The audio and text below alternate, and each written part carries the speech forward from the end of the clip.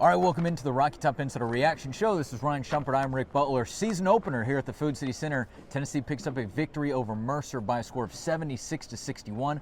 Ryan, it wasn't necessarily the fastest start or the hottest start, but Tennessee's big men carried them through, and Vols ended up having 33 points in the first half.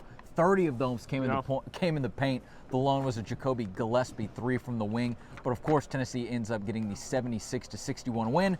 As we're sitting here in the immediate moments after the game, what are you kind of thinking about? Yeah, I mean, I think to start with the negative, because it wasn't a very crisp game for Tennessee. You mentioned it; they started slow. I mean, and 19 turnovers, like that's inexcusable. Tennessee, you know, when they play Houston in a few weeks, he's going to have one of the best defenses in the country, let alone against Mercer. So that was a major issue. I think a large part for Tennessee not having a great game, and certainly a great game on the offensive end, was the turnover issues. And I don't think there was just one thing. You know, Jacoby Gillespie was a little bit sloppy. He led the team with 4 of them. But, you know, Ament had some at times, and his big men had some at times. There wasn't just one issue with the turnovers. So some sloppiness, some carelessness, some lazy passes. But that's something that, you know, was certainly, I think, the red flag for Tennessee tonight. And then I imagine will be big emphasis the next couple of days in practices. Tennessee starts to get ready for Northern Kentucky on Saturday. Yeah, like you said, I mean, I think some of that you can attribute to just kind of gelling all these new pieces together. And of course, there's going to be a little bit of growing pains to it. That's why it's good that Tennessee has these first 5 bye games to start the season. Yep. B-U-Y, not B-Y-E.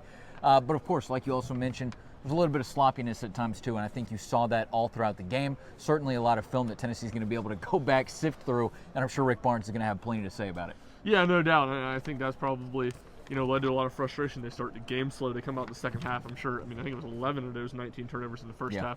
Tennessee turns it over on 2 of their first 3 possessions the second half. So some of those detail things, you know, we talked about after Duke, or Rick Barnes talked about after Duke, Tennessee wasn't great coming out of timeouts. I think you had some similar stuff tonight that, you know, because you're going to make mistakes, you're not always going to be perfect, but at certain spots where you would like to see Tennessee especially be a little crisper, they weren't. So that's, you know, a little bit of a concern, but also early in the season, one game, not something you're just slamming the panic button over.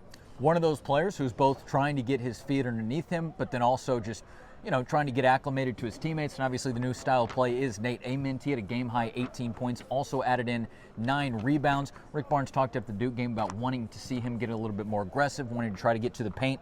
From looking right here, he did have 7 free throw attempts on the day, made 5 of them. What did you see from obviously the talented freshman's first official time out of the Food City Center? Yeah, I think not as much stuff forced offensively. You know, I think Tennessee did a good job of getting him the ball more in the flow of their offense and less, you know, just in isolation situations where I think it's going to be, you know, unique for him and a challenge as he kind of continues to grow. But I thought he looked good tonight. He was able to get to the basket. Did have one, you know, bad miss bunny on the goal that we're standing under. You know, 1 of 4 from 3-point range. One of those was in and out, looked pretty good. So he looked a lot more comfortable. Again, I think kind of what Rick Barnes said. You know, he said you look at the line, so let's take out the 3 turnovers. That's a pretty good night. So some of that stuff needs to, much like the team as a whole, needs to get cleaned up. But I thought he played well, and you're going to continue to see him, I think, make a big impact on the glass, which is, you know, going to be, as always, important to find ways to affect winning when he's not shooting the ball well.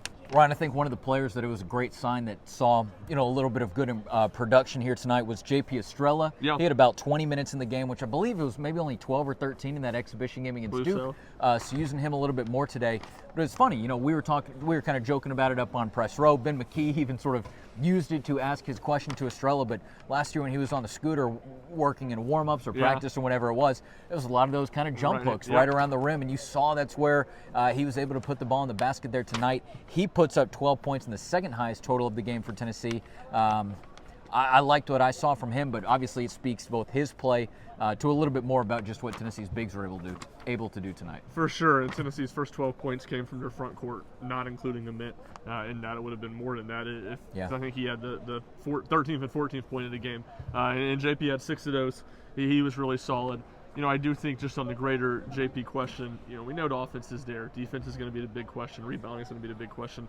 And tonight he saw a lot of minutes because Felix Okpara picks up 2 fouls in the first half, sits on the bench a lot. Okpara picked up a 3rd foul early in the second half. So foul trouble led to him getting more minutes. And I think my big question, we saw it some Tennessee late in the game, how much will Tennessee play Estrella and Okpara together? Because I think Okpara, when he's not in foul trouble, you know he's going to play a lot of minutes. If they are only comfortable playing Estrella at the 5, I think that's going to be able to limit what his minutes, because Akpar is so consistent as a defensive guy, right, as a rim protector, and on the glass. So how much Estrella can play at the 4 spot is going to be something that I'm looking for. We've seen it in practice. We saw it a little bit tonight. I'll be intrigued to see how much more we see of it over the next couple weeks. Other notable numbers, just running through the stat sheet real quick. A bunch of guys got close to double-doubles in the game. Jalen Carey had 8 points and 10 rebounds. Let's see, a couple other notable. Jacoby Gillespie, 8 points in the day. Again, mentioned Carey with the 8 points. Dwayne Brown and Troy Henderson both had 6 points apiece. Cade Phillips also had 6 points for his own stat line. We talked a lot about offense so far, but let's talk about defense a little bit as well. I'm looking up here at the Bears stats: 6 of 29 from three-point range, 20 of 67 from the field goal percentage. You wrote about in your post-game takeaways, which highly encourage everybody to check out over at RockyTopInsta.com. It might not be the same defense as we saw last year, and for a couple of different reasons, but still effective here tonight against Mercer. Yeah, I think only 4 turnovers from Mercer. I don't know how much. You obviously want to force a lot more. I don't know how worrisome I would say that is after one game, but I think that's just generally. Tennessee's not going to have the ball pressure that they had last year with Sakai and Jemai, but they do have a lot of length. They should be really good defending the rim. You saw that tonight. Obviously, it's going to get harder when you face teams with more size and better athleticism, but a good start, especially in the first half. Rick Barnes thought they, kind of, drop the ball, but drop the intensity level a little bit in the second half, and Mercer finally hit some threes. They shot really poorly in the first half, but a good night from the defense after, that second half, especially against Duke. They really struggled. Last thing for me, just a Sherman Williams type of night for Tennessee. 44 points in the paint. That is out of the 76 in total that Tennessee had. And again, we talked about it. Tennessee went to the halftime break with 33 points. 30 of them came in the paint. So Tennessee obviously made a point of kind of attacking that, and then was able to spread things out throughout the rest of the contest. But plenty more to continue talking about. I do think these early season games are going to be great for Tennessee, just to kind of get everything together, figure out how to gel, figure out some of those questions that you were talking about, where guys are going to play, how much they're going to play. But still a lot of kind of questions to be out there and to be answered in these next couple games. For sure, and I'll go with some quick hitters, but rotations will be interesting to see. Troy Henderson didn't play against Duke, played a lot tonight.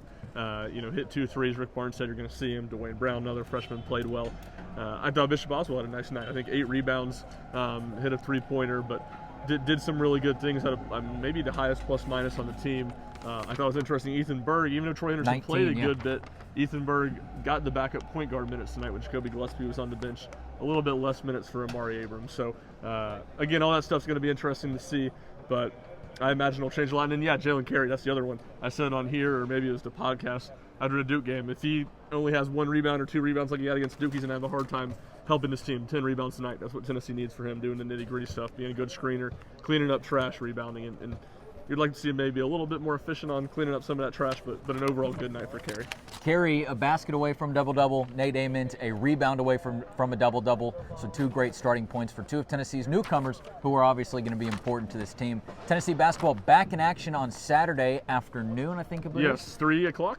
3 o'clock, something around then. The Norse. The Norse of Northern Kentucky. Yep. How about that? Welcoming them into the Food City Center as Tennessee looks to go 2-0 on the season, 2-0 in the Food City Center. You can check out more of our work over at RockyTopInsider.com, but of course we'll have you covered throughout the week. And then Ryan Schumpert and Ryan Sylvia, a guest to the men's basketball covering scene. They will have you covered on Saturday for lots of great excitement here from the Food City Center. Also a little bit of Lady Balls coverage coming to you from RTI tomorrow in case you're watching this before that afternoon game with the Lady Ball season opener. All right, this is Ryan Schumpert. I'm Rick Butler. Thanks for watching the Rocky Top Insider Reaction Show as Tennessee picks up their first win of the season in the first game by a score of 76-61.